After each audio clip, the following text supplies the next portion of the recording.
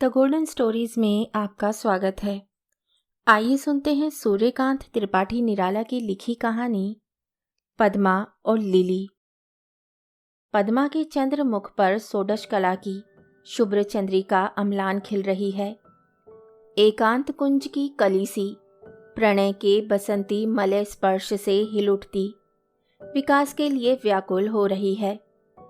पद्मा की प्रतिभा की प्रशंसा सुनकर उसके पिता ऑनरेरी मजिस्ट्रेट पंडित रामेश्वर जी शुक्ल उसके उज्जवल भविष्य पर अनेक प्रकार की कल्पनाएं किया करते हैं। योग्य वर के अभाव से उसका विवाह अब तक रोक रखा है। मैट्रिक परीक्षा में पद्मा का पहला स्थान आया था। उसे वृत्ति मिली थी। बेटी को योग्य वर ना मिलने के कारण विवाह रुका हुआ है। शुक्ल जी पत्नी को समझा देते हैं। साल भर से कन्या को देखकर माता भविष्य शंका से कांप उठती है। पद्मा काशी विश्वविद्यालय के कला विभाग में दूसरे साल की छात्रा है। गर्मियों की छुट्टी है। इलाहाबाद घर आई हुई है। अब के पद्मा का उभार, उसका रंग रूप, उसकी चितवन चलन कौशल, वार्तालाप पहले से सभी बदल गए हैं।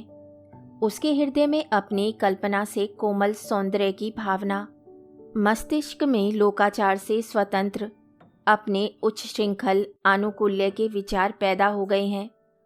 उसे निस्संकोच चलती फिरती, उठती बैठती, हंसती बोलती देखकर माता के हृदय के बोल वाले तार से कुछ और ढीली तथा बेसुरी पड़ गई हैं।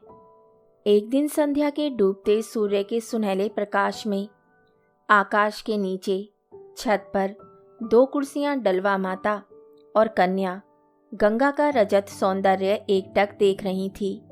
माता पद्मा की पढ़ाई, कॉलेज की छात्राओं की संख्या, बालिकाओं के हॉस्टल का प्रबंध आदि बातें पूछती हैं।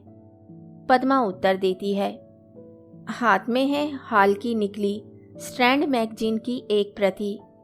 तस्वीरें देखती जाती है। हवा का एक हल्का झोंका आया।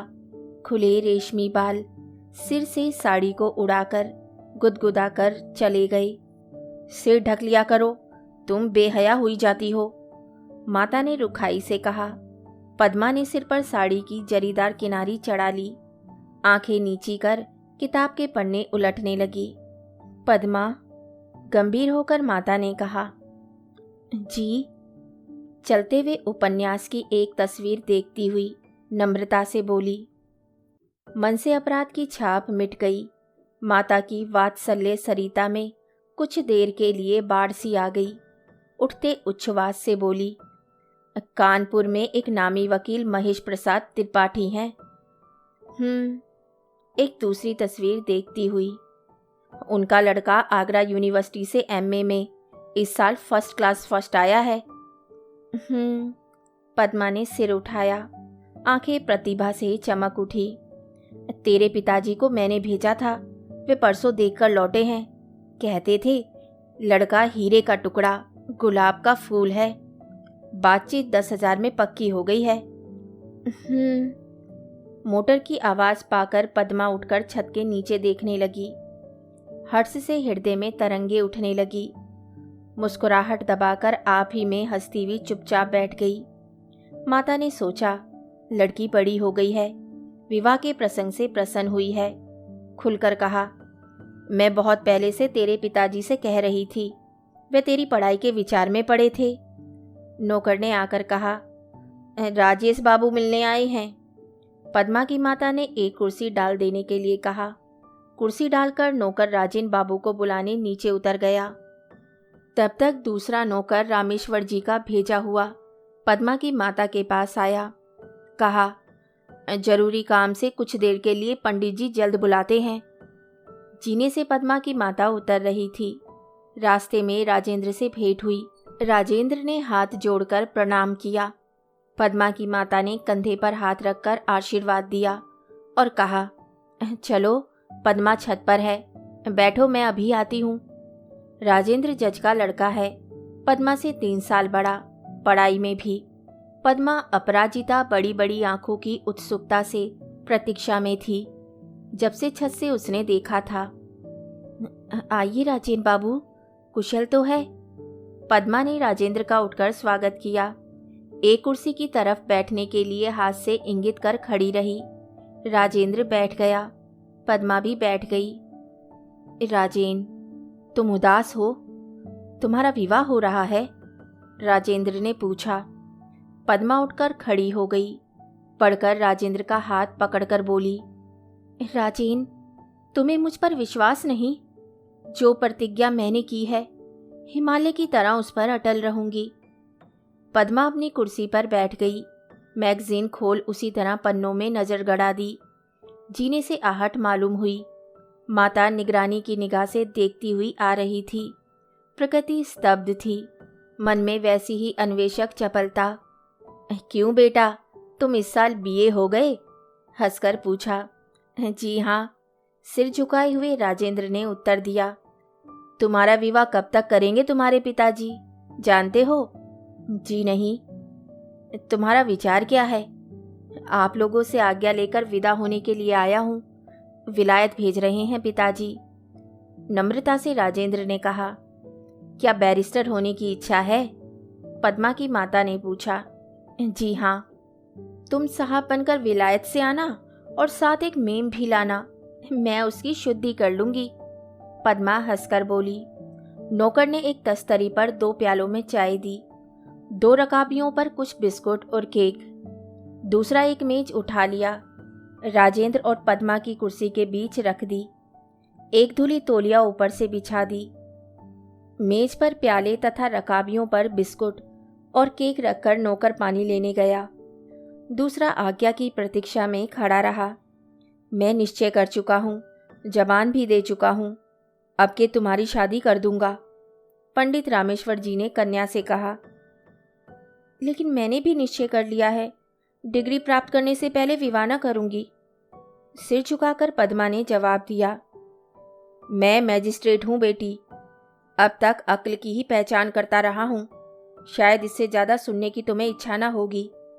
गर्व से रामेश्वर जी टहलने लगे।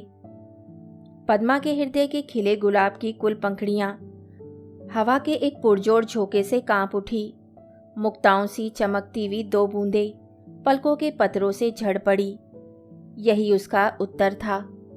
राजेन जब आया, तुम्हारी माता को बुलाकर मैंने जीने पर नौकर भेज दिया था, एकांत में तुम्हारी बातें सुनने के लिए। तुम हिमालय की तरह अटल हो, मैं भी वर्तमान की तरह सत्य और दृढ़। रामेश्वर जी ने कहा, तुम्हें इसलिए मैंने नहीं पढ़ाया कि तुम कुल कलंक बनो।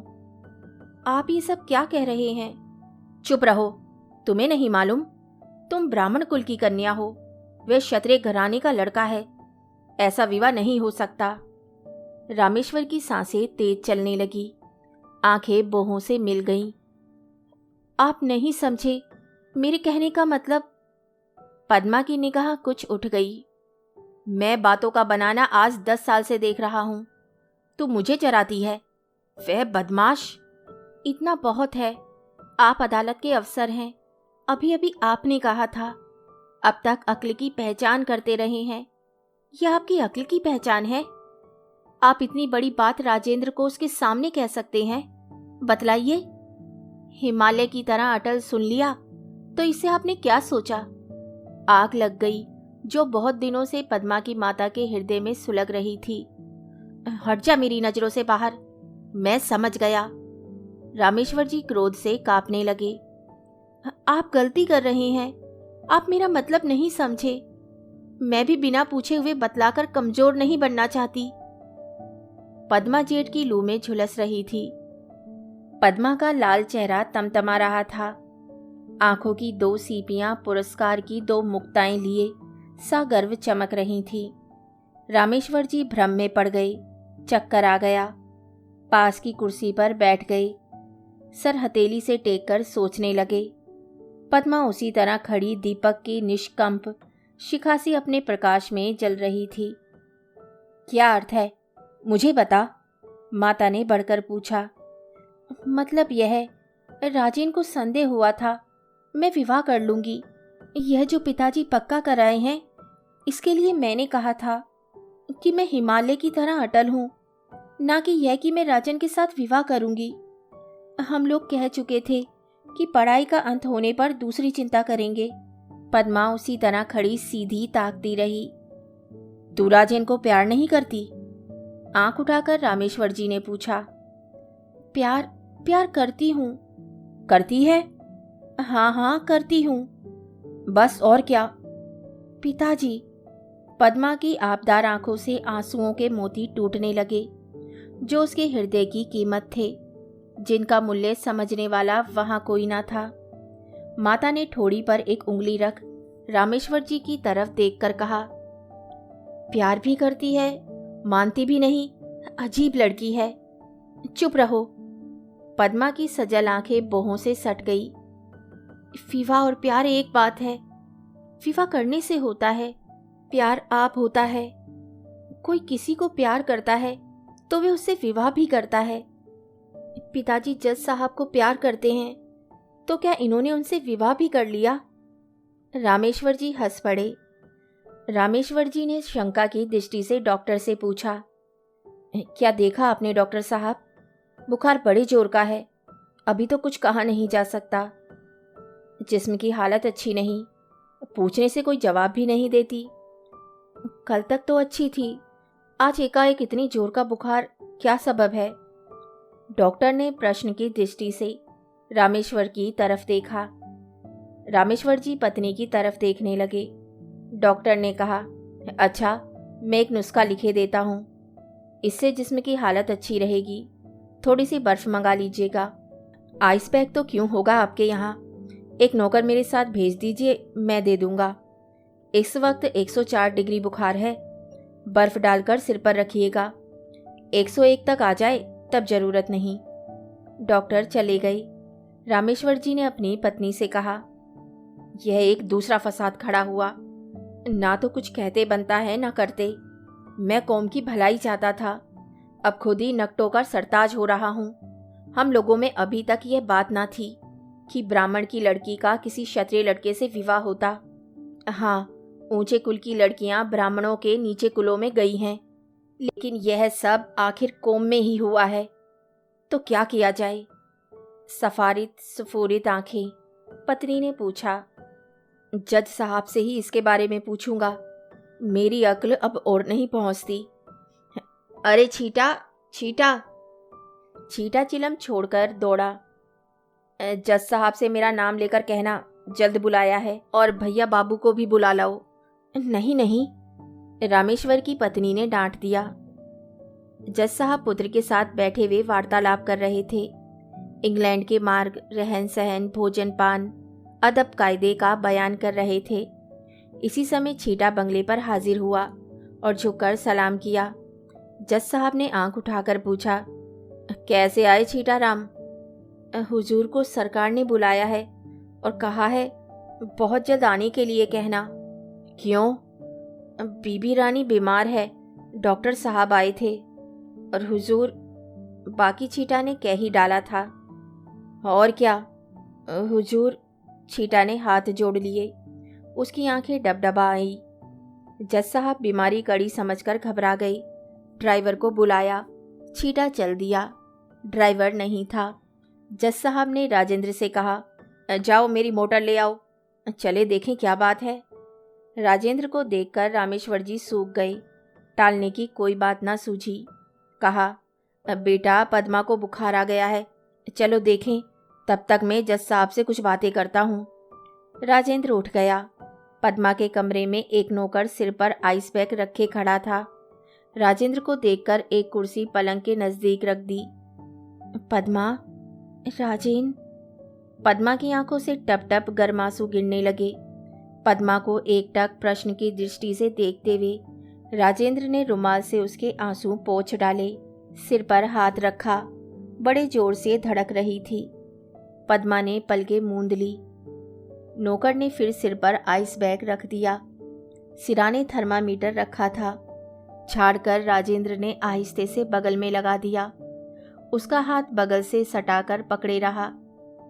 नजर कमरे की घड़ी की तरफ थी। निकाल कर देखा, बुखार 103 डिग्री था।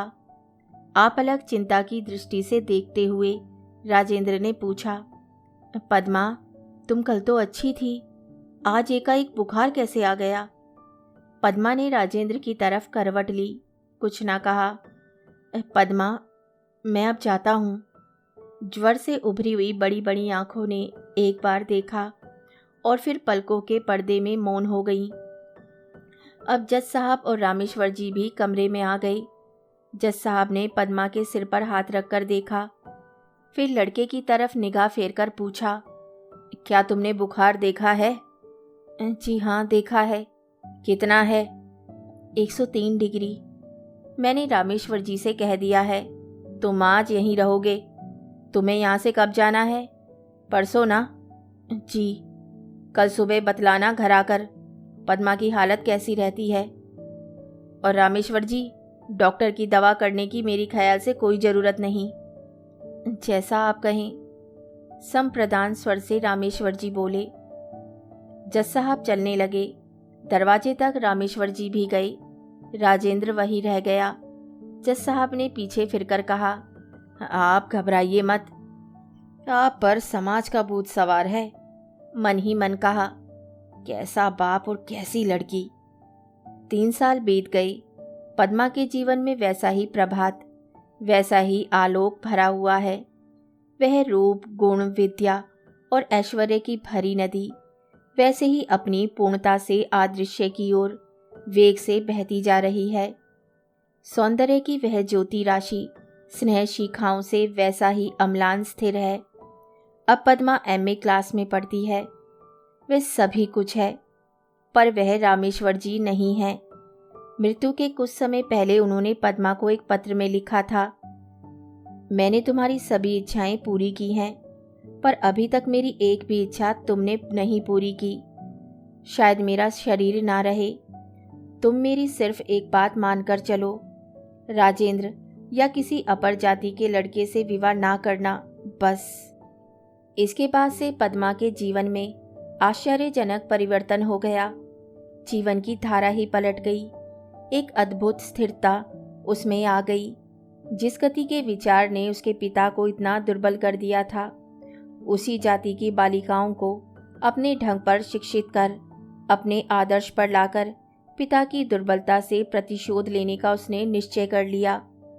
राजेंद्र बैरिस्टर होकर विलायत से आ गया। पिता ने कहा, बेटा अब अपना काम देखो। राजेंद्र ने कहा, जरा और सोच लूं, देश की परिस्थिति ठीक नहीं। पद्मा, राजेंद्र ने पद्मा को पकड़कर कहा। पद्मा हंसती, तुम यहाँ कैसे राजेन? बैरिस्टरी में जी नहीं लगता पद्मा, बड़ा नीरस व्यवसाय है, बड़ा बेदर्द।